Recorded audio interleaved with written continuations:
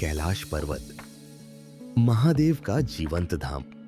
क्या आपने कभी सोचा है कि कैलाश पर्वत को सिर्फ महादेव का घर ही क्यों नहीं, बल्कि पूरे ब्रह्मांड का हृदय क्यों कहा जाता है?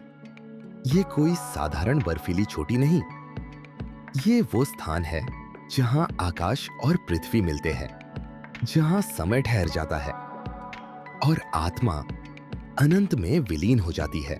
हजारों साल पहले जब ब्रह्मांड अपनी पहली सांस ले रहा था, ऋषियों ने एक पर्वत को देखा, स्थिर, अचल, पर उसकी स्थिरता के भीतर एक धड़कन थी। ये धड़कन थी ब्रह्मांड की और उसका केंद्र था कैलाश।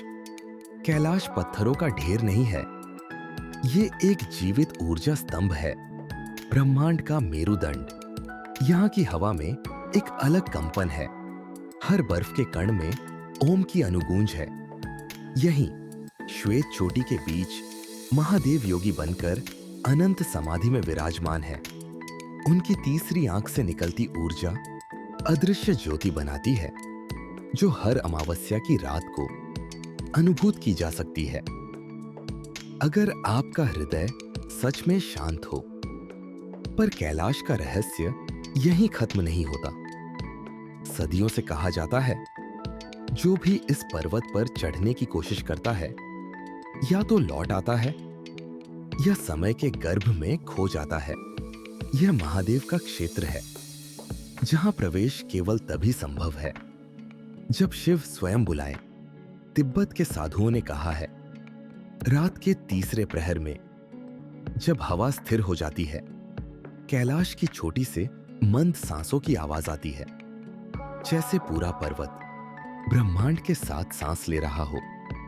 कुछ यात्री बताते हैं, उन्होंने बर्फ की चादर में महादेव का चेहरा देखा और कानों में धीमी गूंज, ओम नमः शिवाय।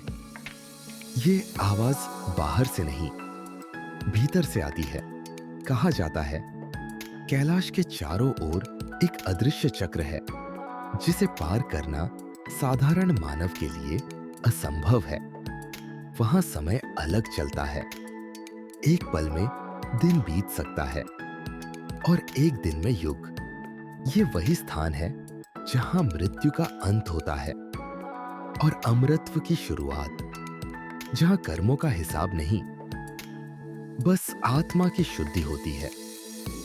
कैलाश सिर्फ हिमालय का मुकुट नहीं, ये महादेव का सिंहासन है। एक ऐसा सिंहासन जिसकी ओर देखने भर से अहंकार टूट जाता है और भीतर का शोर मौन हो जाता है। तो अगर कभी आपका हृदय भारी हो, मन भटका हुआ हो, आंखें बंद करके कैलाश की कल्पना करना, क्योंकि महादेव केवल कैलाश पर नहीं, आपके भीतर भी विराजते हैं।